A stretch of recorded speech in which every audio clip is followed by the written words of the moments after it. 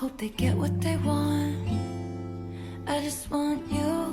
Hello साथीहरु, welcome back to my channel. Those who are new, welcome to my channel. मेरो family र म हुनुहुन्छ नमस्ते सेवारो. सो आज त मैले धेरै दिनपछि भ्लग बनाउँदैछु हैन. अनि आजदेखि चाहिँ हजुरहरुलाई चाहिँ म गाइज हैन साथीहरु भनेर बोलाउने छु, किनभने यसरी बोलाउँदा सजिलो पनि हुन्छ, हल्का साथीहरुसँग बोली जस्तो पनि फिल आउँछ. अनि मैले चाहिँ एउटा आन्टीको भ्लग हेर्छु क्या टिकटकमा, उहाँले चाहिँ सबैलाई साथीहरु भन्नुहुन्छ. अनि मलाई चाहिँ कस्तो राम्रो लाग्छ क्या, अनि म पनि त्यही भन्न आँटेको.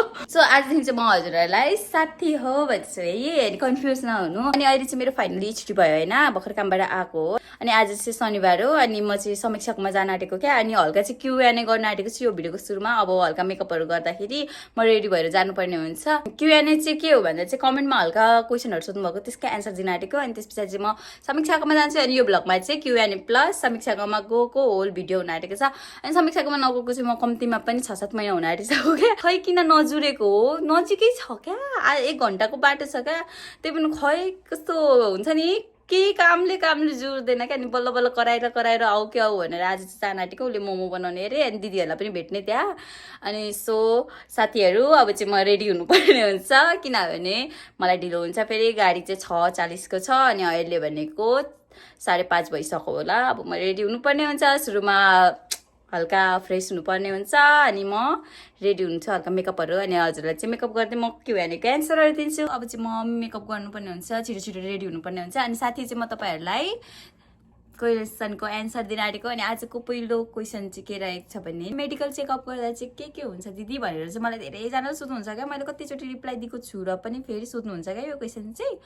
अनि तपाईहरुले त्यस्तो डराउनु पर्दैन, मेडिकलमा त्यस्तो धेरै केही चेकअप गर्नुहुन्न. बस तपाईहरुको चाहिँ हाइट वेट नाप्नुहुन्छ, त्यो चाहिँ तपाईको कति छ भनेर हो. त्यस्तो हाइट वेट धेरै भयो भन्नेमै पठाइदिने कुरा चाहिँ हैन. अनि प्लस तपाईको कलर भिजन हुन्छ. अनि त्यस्तो धेरै के हुँदैन. बस हामी नेपालबाट आउने बेला जुन मेडिकल हुन्छ नि, या कोरियामा पनि त्यही मेडिकल हुन्छ, त्यस्तो डराउनु पर्दैन तपाईहरु. अहिले चाहिँ के हो, चेन्ज हुन सक्यो हुन्छ, किनभने हामी आएको पनि कम्तीमा नै 3 वर्ष हुन आँटिसक्यो अब अगस्टमा त. अनि त्यस्तो बाद चेन्ज भएको छ कि हामी आउँदा त त्यस्तो धेरै केही थिएन मेडिकलमा त. हामीलाई त नर्मली लागेको थियो सबै, त्यस्तो डराउनु पर्ने केही चिज हुँदैन. अनि स्क्यानहरु गर्नुहुन्छ यो छातीहरुको हैन, त्यस्तो डराउनु पर्दैन. त्यस्तो केही नराम्रो भएकोमा त नेपालमा पनि त देखिन्थ्यो नि है. त्यस्तो डराउनु पर्दैन, नडराउनु होला, त्यस्तो नर्मलै हुन्छ. यदि तपाईहरु फिटै हुनुहुन्छ भने त त्यस्तो डराउनु पर्ने केही हुँदैन.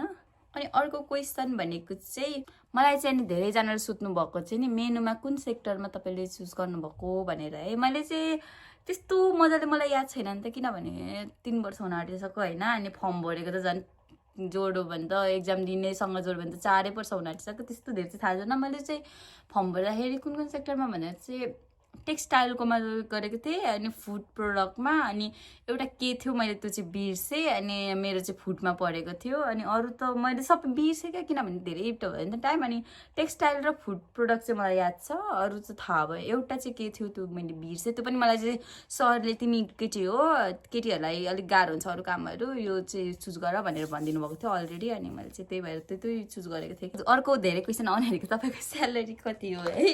अनि स्यालेरी चाहिँ नि कोरियामा अहिले त बढेको होला स्यालेरी. बेसिक स्यालेरी भन्नाले त्यो बेसिक चाहिँ तपाईँले ओटीहरू गर्नु भएन भने नि त्यति चाहिँ दिनै पर्ने हुन्छ क्या उनीहरूको. त्यो बेसिक हुन्छ. त्यो चाहिँ पहिला चाहिँ 2 लाख कति थियो नेपाली, अहिले चाहिँ 2 लाख कति पोइन्टले बढेको छ. वर्षपछि हल्का बढ्छ क्या, त्यस्तो धेरै बढ्दैन. त्यस्तै 2-3 हजार जति बढ्छ होला सायद. अहिले चाहिँ कति छ थाहा भएन, तर 2 लाख भन्दा भनौँ न 2 लाख त हुन्छ नि, 2 लाख भन्दा अलिकति चाहिँ धेरै हुन्छ.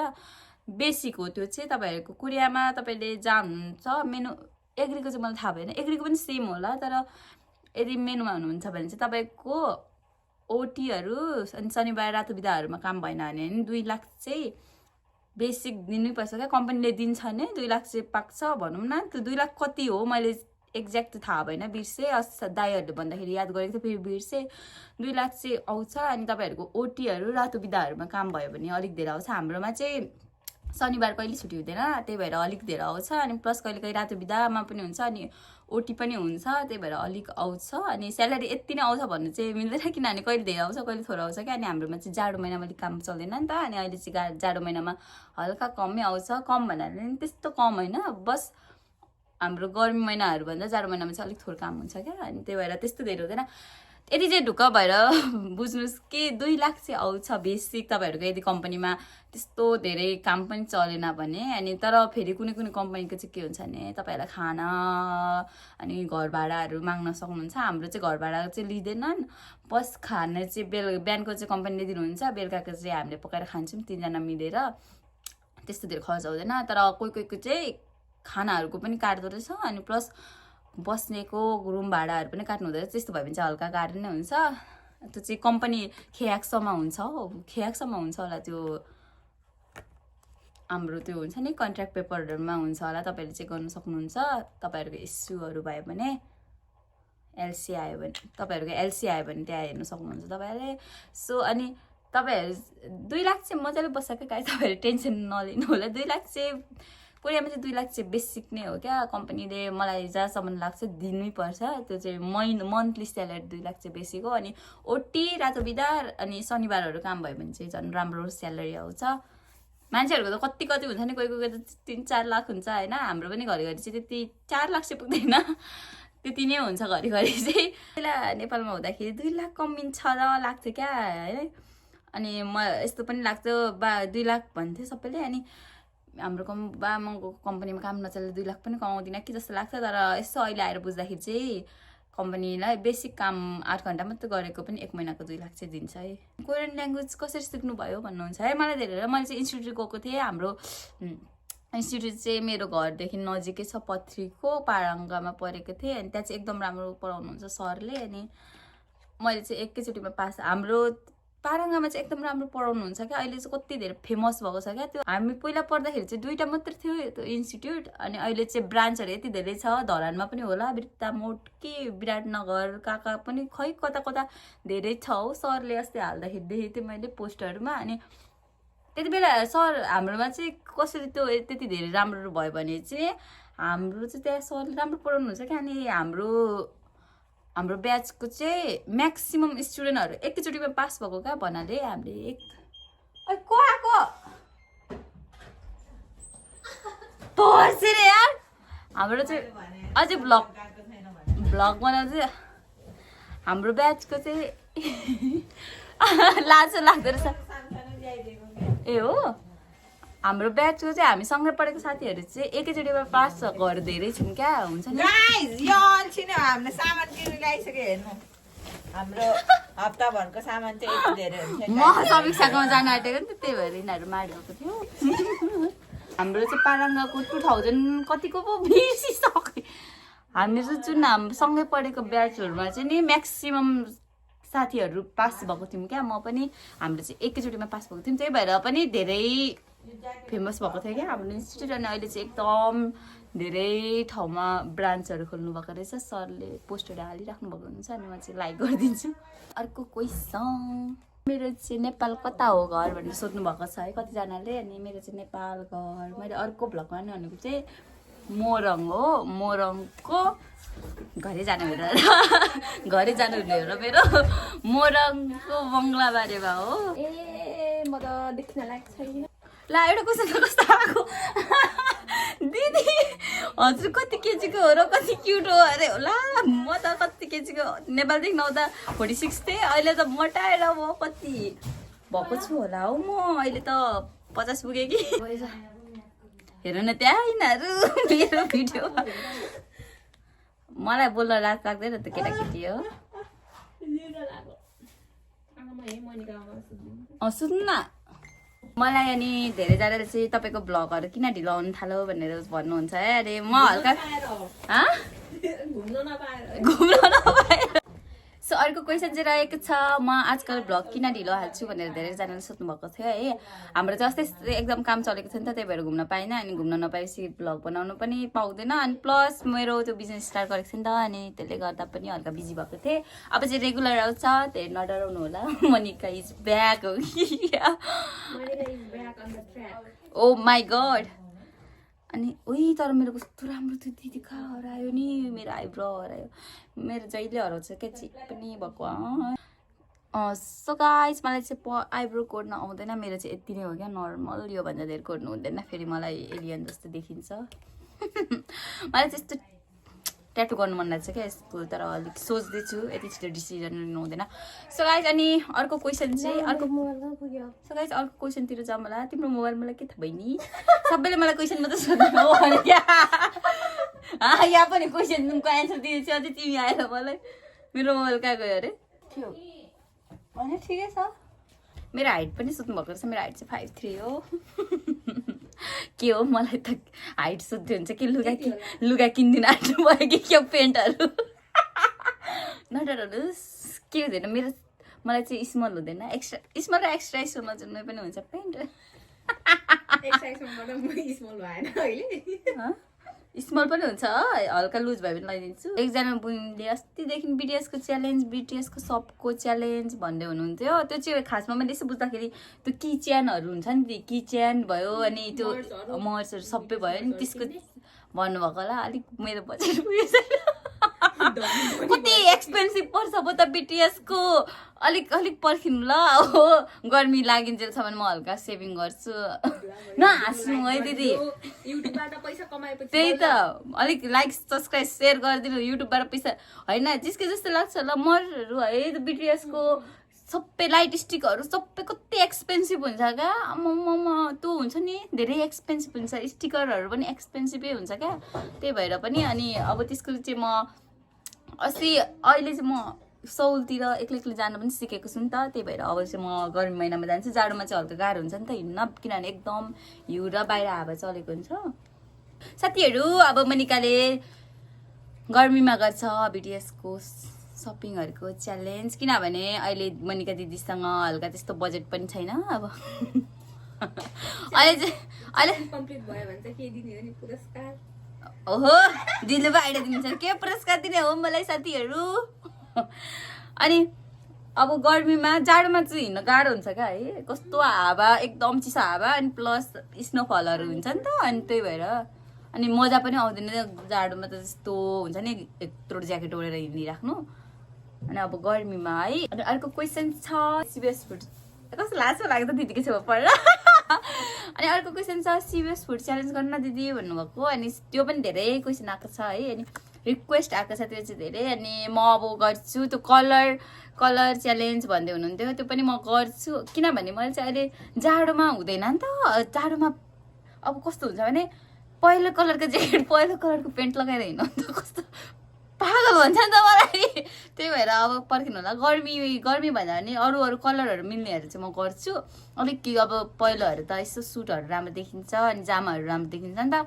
अनि अब जस्तै पहिलो ठिक थियो, हरियो कलरको ज्याकेट हरियो कलरको पेन्ट लगाएन, कोरोनाहरू कस्तो हेर्छ। अब स्प्रिङ सिजन आउन आँटेको छ, अनि स्प्रिङ सिजनदेखि म स्टार्ट गर्छु सिबिएसको कलर च्यालेन्ज चाहिँ। न त सिबिएस फुड च्यालेन्ज चाहिँ म अब गर्छु, तर कलर च्यालेन्ज चाहिँ अब सिबिएसको त्यो फुडको कलर च्यालेन्ज चाहिँ नि म स्प्रिङ स्टार्ट भएपछि गर्छु। किनभने अहिले चाहिँ लुगाहरू अलिक कलर म्याच गर्नलाई मिल्दैन क्या, किनभने ज्याकेटहरू मात्र लाउनु पर्छ। अनि पहिलो ज्याकेट हरियो ज्याकेट त्यस्तो कलरको ज्याकेटहरू यहाँ कोरियामा पाउँदैन, ब्ल्याक एन्ड व्हाइट मात्र पाउँछ प्रायः। अनि त्यही माथि मैले पहिलो ज्याकेट अनि पहिलो पेन्ट लगाएर हिँडेँ भने त कस्तो देखिएला दिदी। उही मलाई त परैदेखि हेर्थ्यो होला है मान्छेहरूले कसरी।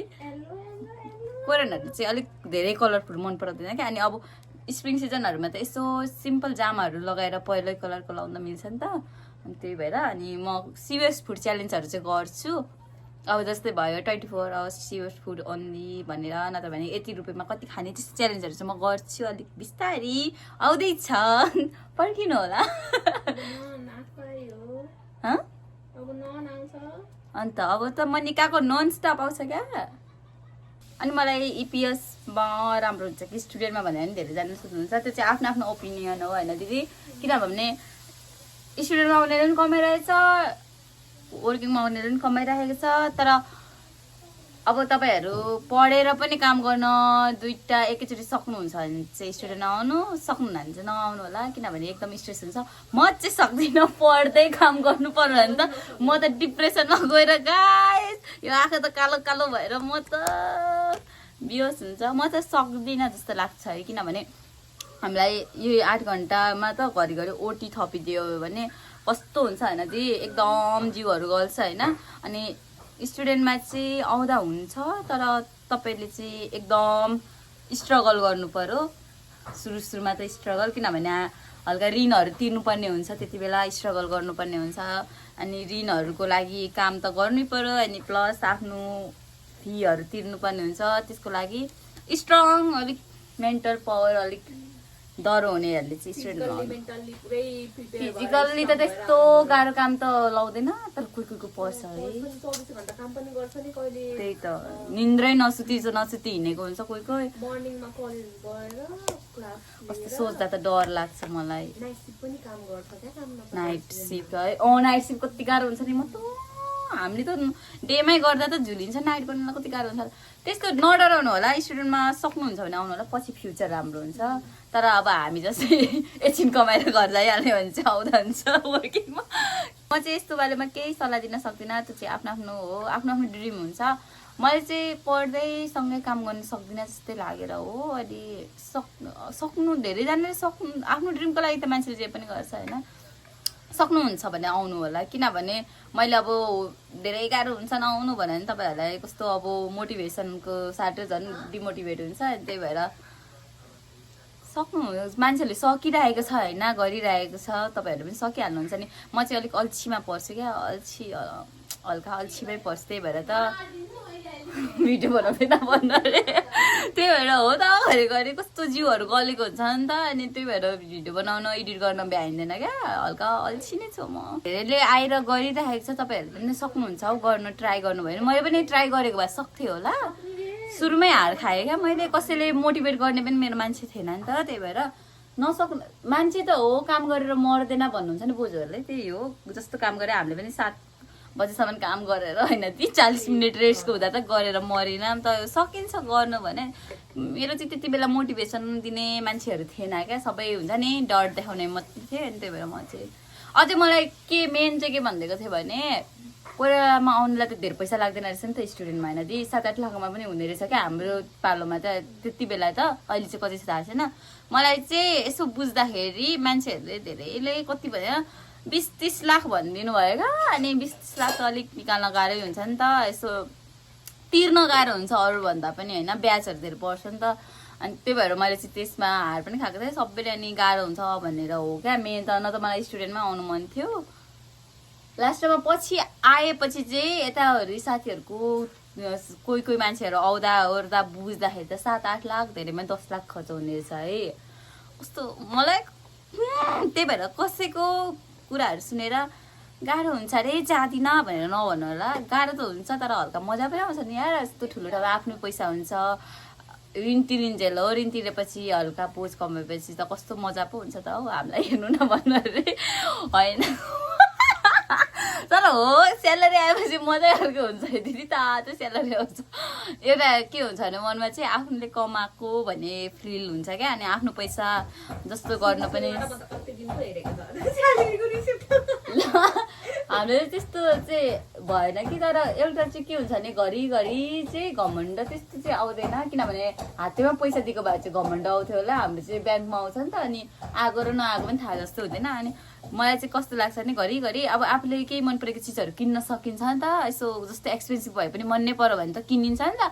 अनि त्यति बेला चाहिँ मलाई आफूले कमाएपछि चाहिँ यतिको गर्न सक्दो रहेछ भन्ने फिल आउँछ। अहिले त नेपालमा पनि कति विकसित भएको छ, सबै इन्टरनेटले गर्दा सबैले बिजनेसहरू खोलेर कति राम्रो भएको छ। मलाई पनि घरि जानु मन लाग्छ कि, तर कसैले गाह्रो हुन्छ नजा भन्दैमा चाहिँ गिभअप गर्नु हुँदैन, एकचोटि ट्राई चाहिँ गर्नुपर्छ म भन्छु। सो आजको चाहिँ Q&A यति नै हो। अब म रेडी भएर जानुपर्ने हुन्छ, किनभने मेरो गाडी आउने भइसक्यो। फेरि म यहीँको यहीँ भयो भने मलाई समीक्षाले जगाटेर मार्छ।